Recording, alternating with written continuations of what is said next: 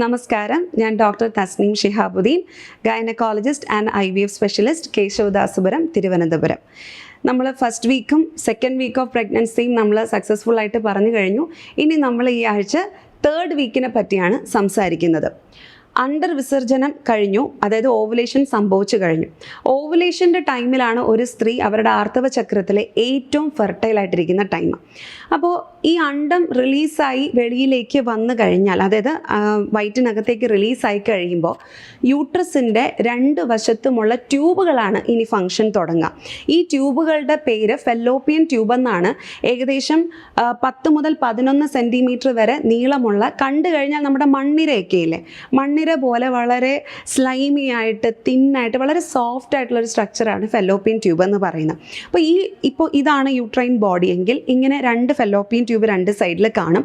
ഇവിടെ ആയിട്ടായിരിക്കും ഓവറീസ് ഇരിക്കുക. അപ്പോൾ ഈ ഒരു ഓവറിയിൽ നിന്ന് ഒരു ഫോളിക്കിൾ പൊട്ടി അണ്ടം വെളിയിലേക്ക് വരുമ്പോൾ ഈ ട്യൂബ് അത് ഡിറ്റക്റ്റ് ചെയ്യും. അതിൽ നിന്ന് റിലീസ് ചെയ്യുന്ന കെമിക്കൽസ് വെച്ച് ഡിറ്റക്റ്റ് ചെയ്ത് ഈ ട്യൂബ് പോയിട്ട് നമ്മുടെ വാക്യൂം പൊടി വലിച്ചെടുക്കില്ലേ, അതുപോലെ ഈ എഗ്ഗിനെ അങ്ങ് വലിച്ചെടുക്കുകയാണ് ചെയ്യുന്നത്.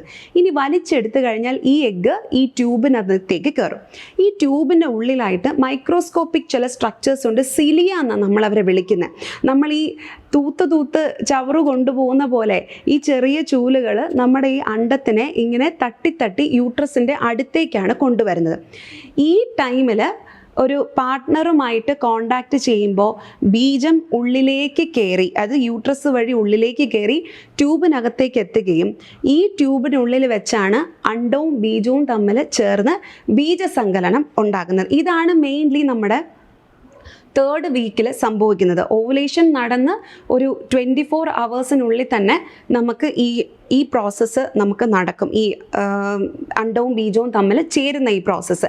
ഇനി first form of the embryo, അതായത് സൈഗോട്ട്, ഇപ്പോൾ എവിടെയായിരിക്കുന്നത്? ഈ മോസ്റ്റ് ഇമ്പോർട്ടൻറ്റ് സ്ട്രക്ചറായ ട്യൂബിനകത്താണ് ഇരിക്കുന്നത്.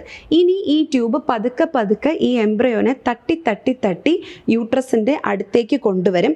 ഇതിനകത്ത് വെച്ച് ഈ സൈഗോട്ട്, സിംഗിൾ സെല്ലുള്ള ഈ സൈഗോട്ട് റാപ്പിഡ് ഡിവിഷൻ ആണ് ഇവർക്ക് സംഭവിക്കുക. 1 സെൽ എന്നുള്ളത് 2 സെല്ലാവും, 2 സെല്ലുള്ളത് 4 ആവും, 4 8 ആവും, 8 പിന്നെ 16, അത് പിന്നെ 32, 64, അങ്ങനെ ജോമെട്രിക് പ്രോഗ്രഷനിൽ ഈ സെല്ലുകൾ ഡിവൈഡ് ആയിക്കൊണ്ടേയിരിക്കും.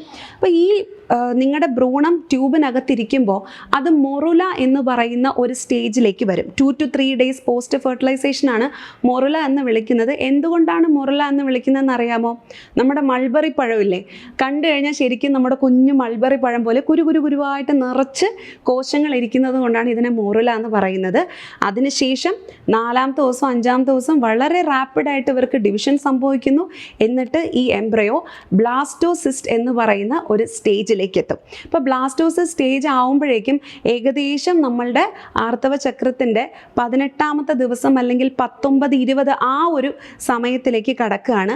അങ്ങനെ ബ്ലാസ്റ്റോസിസ്റ്റ് ഫോമിലാണ് ഈ ഭ്രൂണം ട്യൂബിനുള്ളിൽ നിന്നും യൂട്രസിൻ്റെ ഉള്ളിലേക്ക് വീഴുന്നത്. അപ്പോൾ ഈ ബ്ലാസ്റ്റോസിസ്റ്റിനെ ഞാൻ പൊതുവേ എൻ്റെ പേഷ്യൻസിൻ്റെ അടുത്ത് ഈ പൊങ്ങ് അല്ലെങ്കിൽ നൊങ്ങെന്ന് പറയും. നമ്മുടെ തിരുവനന്തപുരത്തൊക്കെ പൊങ്ങെന്നാണ് പറയുന്നത്.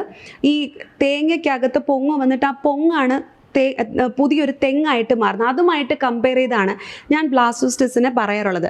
പുറത്തുള്ളൊരു ചകിരി, അകത്ത് ചിരട്ട, അതിനുശേഷം പൊങ്ങാണ് ഒരു തെങ്ങായിട്ട് മാറുന്നത്. അതുപോലെ നമ്മുടെ ബ്ലാസ്റ്റോസിസ്റ്റിന് ഔട്ടർ ഒരു ലെയർ ഉണ്ട്, അതാണ് യൂട്രസിൻ്റെ ഭിത്തിയിലേക്ക് ഒട്ടുന്നത്. അതാണ് പിന്നെ മറുപിള്ളയായിട്ട് മാറുന്നത്.